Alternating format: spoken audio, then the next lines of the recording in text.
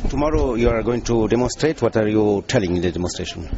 First of all, I'm there in solidarity with the movements of the world to say that because the governments are failing, it's even more important that the citizens play their full effective role as Earth citizens, that they shift the paradigm and they shift the practice out of a fossil fuel, degraded culture and economy that's giving us climate change, to a living economy in which people have good jobs, in which people protect the Earth. We use fewer resources to create better well-being. But at the march, I will also be saying that this control of our governments by global corporations and this handing over more power to the World Bank without a democratic decision at the level of the United Nations Framework Convention on Climate Change is a violation of democracy, and the Danish government should be thoroughly ashamed of itself. Why do you think that emission targets are not a solution?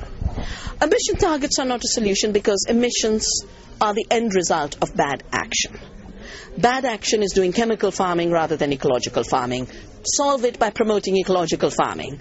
Stop the subsidies to chemical agriculture and industrial agriculture. The problem begins with giving more and more money for private automobiles. It's called Clash for Clunkers.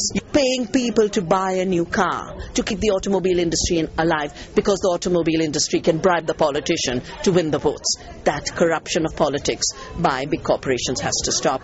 If the real demands of people who say we want more bicycle pathways, we want more ecological mobility, we want more organic food, governments will not listen to people as long as they are being blinded by the power of money that's filling their pockets.